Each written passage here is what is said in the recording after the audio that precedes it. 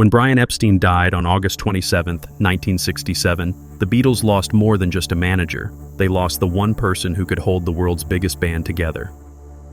The Beatles' breakup wasn't a sudden decision. It was a slow-motion collapse that took nearly 3 years, cost millions of dollars, ended in a bitter lawsuit between the four members, and left scars that would last decades. When most people think about why the Beatles broke up, Yoko Ono usually takes the blame, or they assume the band just grew apart. The real story involves corporate mismanagement, financial disasters, power struggles, and betrayals that turned four close friends into legal adversaries. By 1974, John Lennon would admit that Paul McCartney had been right all along. Let's go back to where it all started to fall apart. To understand the Beatles' breakup, you first need to understand Brian Epstein and his company NEMS Enterprises. Paul McCartney put it this way in 1997. If anyone was the fifth Beatle, it was Brian. Epstein discovered the Beatles in 1961 and signed them to a management contract through NEMS in January 1962, transforming them from leather jacket-wearing rockers in Liverpool clubs into the polished suit-wearing phenomenon that conquered the world. Getting them to bow after performances, securing their recording contract with EMY's Parlophone label, which would distribute through Capitol Records in the United States, firing Pete Best and bringing in Ringo Starr, all of that came from Epstein. What mattered more than making them stars was how Brian Epstein held them together. Managing their business affairs and negotiating their contracts came naturally to him, but the crucial part was mediating their disputes, and the Beatles argued frequently. Epstein smoothed things over and kept the band focused when tensions flared. 25% of the group's gross income went to him originally, later renegotiated down to 10%, and his management contract was set to expire on September 30th, 1967. August 27, 1967 changed everything. Brian Epstein was found dead at his home on Chapel Street in London at 32 years old. The coroner ruled it an accidental overdose. 6 Carbital sleeping pills mixed with alcohol. Insomnia and amphetamine addiction had plagued Epstein for months, sending him to the Priory Clinic to get clean, and his father had died just a month earlier in July. John Lennon's reaction tells you everything. I knew that we were in trouble then. I didn't really have any misconceptions about our ability to do anything other than play music. I was scared. I thought, we fucking had it. Lennon had every reason to be scared. Without Epstein, nobody could manage their business, nobody could resolve their conflicts, and nobody could protect them from their own worst impulses. The cracks that had always existed in their relationships were about to become chasms, and those cracks were already showing before Epstein died. From May 30th to October 14th, 1968, the Beatles recorded what would become known as the White Album. This period followed their transformative trip to India with the Maharishi Mahesh Yogi, which had created new spiritual divisions within the group. 30 songs, a double album showcasing the full range of their abilities. It should have been a creative triumph, but instead became a preview of the band's destruction. Extreme tension and isolation marked these sessions, with band members working separately and treating each other like session musicians rather than collaborators. Producer George Martin actually took an unannounced holiday in the middle of recording because things had gotten that bad. Engineer Jeff Emmerich quit during one of the sessions, and John Lennon brought Yoko Ono to every single one, breaking the Beatles' long-standing policy of excluding wives and girlfriends from the studio. Lennon disliked McCartney's granny songs, while McCartney had little interest in Lennon's experimental work. Rolling Stone would later describe the album as 4 solo albums under one roof, and that's when things hit rock bottom. August 22, 1968. Ringo Starr quit the band. Ringo later explained, "I left because I felt 2 things. I felt I wasn't playing great, and I also felt that the other 3 were really happy and I was an outsider." When he told John he was leaving because he felt unloved and out of it, believing the other 3 were really close, John's response revealed everything. "I thought it was you 3. Think about that for a moment. Each member of the band felt like the odd one out, so disconnected they couldn't even tell who was close to whom anymore." Ringo went to Sardinia on Peter Sellers' yacht for 2 weeks while Paul McCartney played drums on Back in the USSR and Dear Prudence. When Ringo returned in early September, the other Beatles had decorated his drum kit with flowers that said, "Welcome back, Ringo." The gesture was sweet, but it couldn't hide the underlying reality. John Lennon later said, "The breakup of the Beatles can be heard on that album." McCartney agreed. We were just about to break up, and that was tense in itself. November 22nd, 1968 brought the White Album's release, and it sold over 3 million copies in the US in its first 4 days. To the world, the Beatles were still on top, but behind the scenes, they were barely speaking.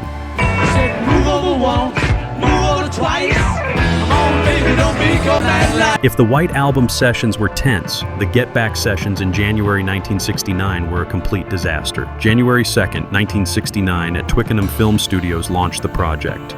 The idea was to rehearse new material while being filmed, then perform it live either as a TV special or at a concert venue. A return to their roots, just 4 guys playing rock and roll. What happened instead turned the whole thing into a pressure cooker. Union filming hours ran from 9 a.m. to 5 p.m., not the Beatles' usual hours, and they worked on a cold soundstage while cameras captured every argument, every moment of tension. January 10th, 1969, just 8 days into the sessions, George Harrison quit. During one exchange caught on film, Harrison said to McCartney, "I'll play what you want me to play, or I won't play at all if you don't want me to. Whatever it is that'll please you, I'll do it." 5 days passed before Harrison returned on January 15th, and he came back only on 2 conditions. The sessions had to move to Apple Studios, and they had to invite Billy Preston to join them on keyboards. Harrison knew that having an outsider present would force the others to be on their better behavior, and it worked temporarily. Apple Studios' basement became the new location. The TV special or concert venue idea got abandoned. And then on January 30th, 1969, they did something remarkable. They hauled their equipment up to the roof of their Apple Corps headquarters at 3 Savile Row in London. Around 12:30 p.m., they started playing. For 42 minutes, the Beatles performed on a London rooftop while confused office workers and passers-by gathered below, playing 9 takes of 5 songs. 3 versions of Get Back, 2 of Don't Let Me Down, 2 of I've Got a Feeling, and 1 each of One After 909 and Dig a Pony. The Metropolitan Police eventually ordered them to reduce the volume. John Lennon ended the performance with, "I'd like to say thank you on behalf of the group and ourselves, and I hope we've passed the audition." That was the Beatles' final public performance. None of them knew it at the time, but they would never perform together in front of an audience again. While the Beatles were falling apart creatively, money was hemorrhaging out of their company at an alarming rate. Apple Corps was founded in January 1968 to replace Beatles Limited, built on a beautiful idea: create a company that would give artists creative freedom. Apple had multiple divisions: Apple Records, Apple Electronics, Apple Films, Apple Publishing, and Apple Retail. In practice, the whole thing was a financial disaster, and by fall 1968, the company was bleeding money. January 1969 brought an interview John Lennon gave to Disc and Music Echo that went public on January 13th. His words were blunt: "Apple is losing money. If it carries on like this, we'll be broke in 6 months." Their accountant, Stephen Maltz, had resigned in October 1968 and sent them a 5-page letter detailing just how dire their financial situation had become. The company hadn't produced audited accounts from March 31st, 1968 onwards, and part of the problem was Apple Electronics, headed by a man named Yanni Alexis Mardas, whom the Beatles called Magic Alex. Futuristic recording technology and electronic innovations were promised, but none of it worked. Mardas's ideas and failed projects cost the Beatles at least £300,000, approximately £6.24 million in 2023 value. Serious financial trouble loomed, and they had no Brian Epstein to fix it for them. A manager was needed, but what they got instead was a civil war. January 26, 1969. John Lennon and Yoko Ono met with a New York music manager named Allen Klein, who ran ABKCO Records and had a reputation as an aggressive negotiator who had previously managed Sam Cooke and the Rolling Stones. Lennon came away impressed. 2 days later, on January 28th, all 4 Beatles met with Klein at their offices on 3 Savile Row, but Paul McCartney wanted someone else entirely. Paul had married Linda Eastman on March 12, 1969. Linda's father was Lee Eastman, a New York entertainment lawyer experienced in music copyrights, and her brother John Eastman was also a lawyer. Paul wanted the Eastmans to manage the Beatles, but the others didn't trust them. George Harrison later explained, "Because we were all from Liverpool, we favored people who were street people. Lee Eastman was more like a class-conscious type of person. Klein seemed like one of them, a working-class guy who would fight for them, while the Eastmans looked like establishment suits." February 3, 1969 brought Allen Klein's formal appointment as the Beatles' business manager.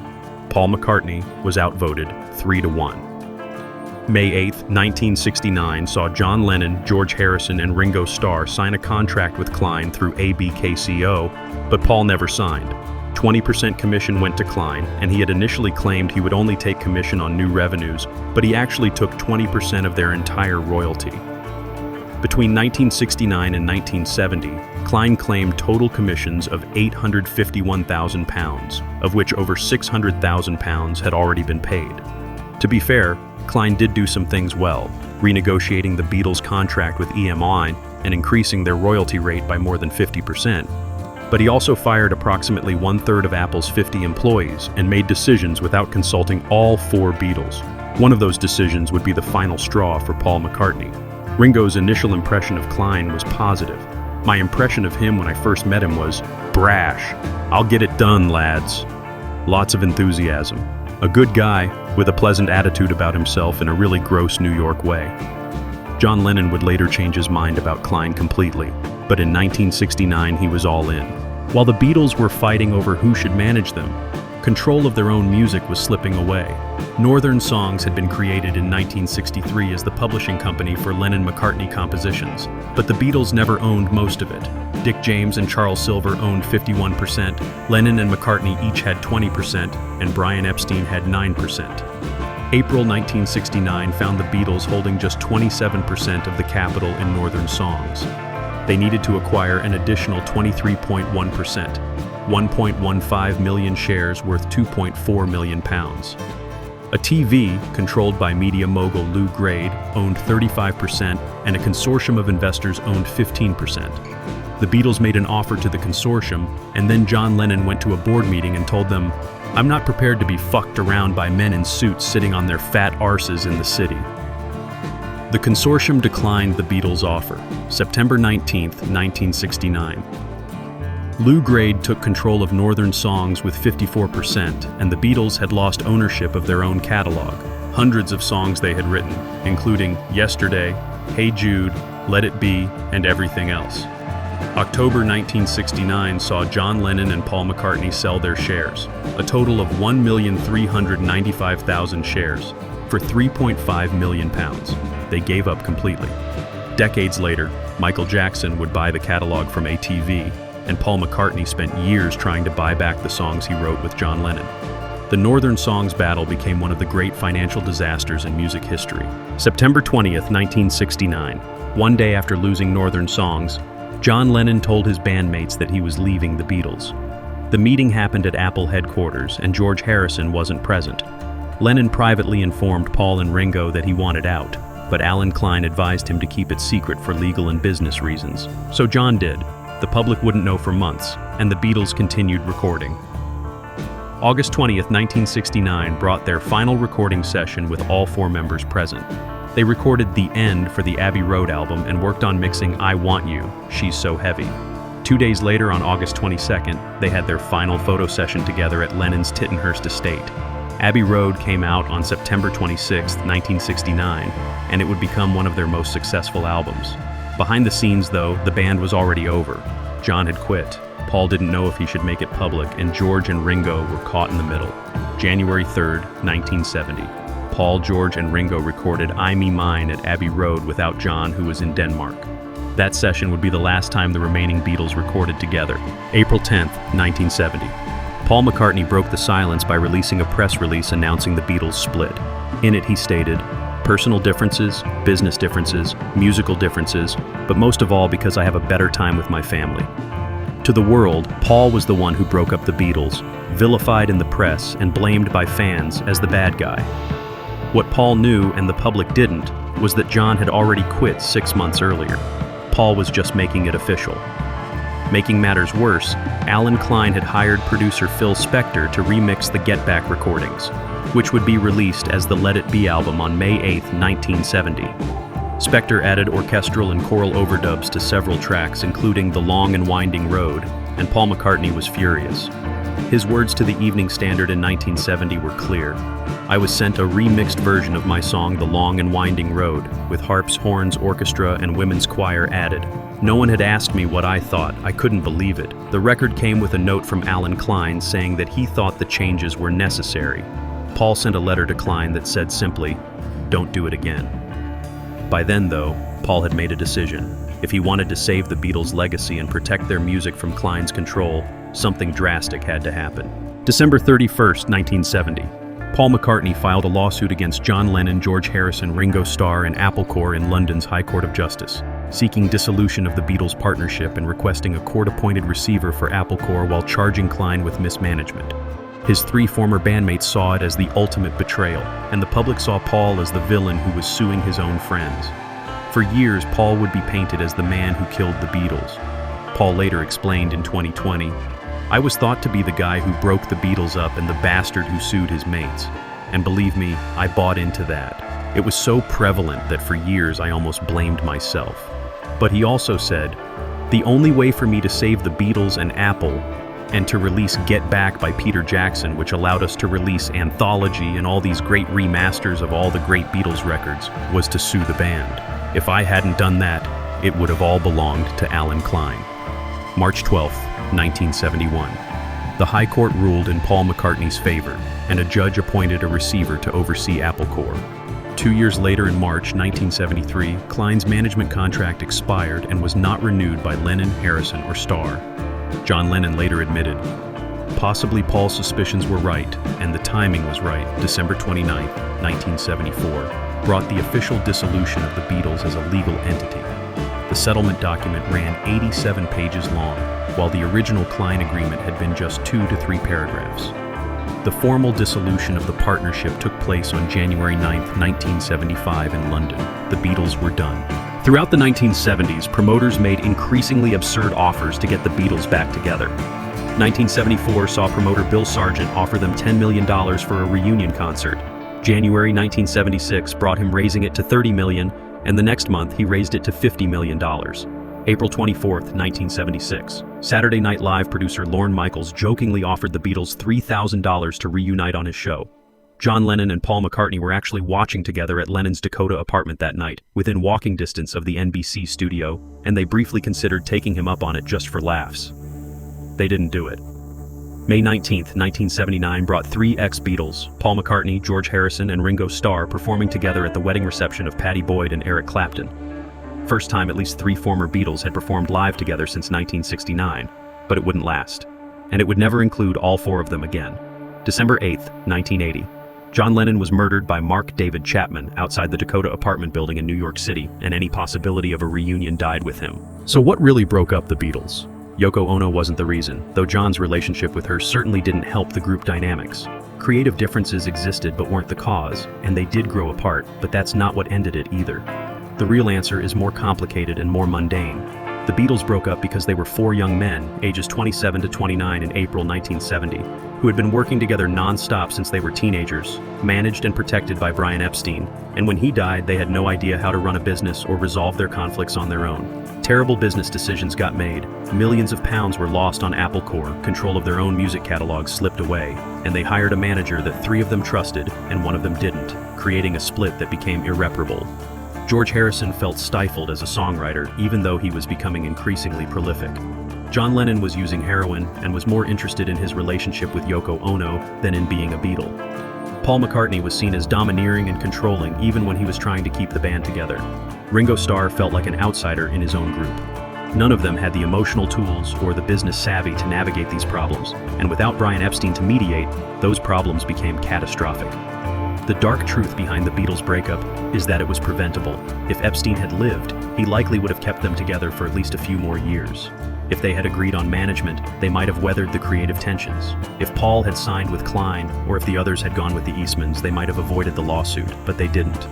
By the time Klein's contract expired in 1973 and all litigation was settled by 1977, with Klein receiving approximately $4 million, it was far too late.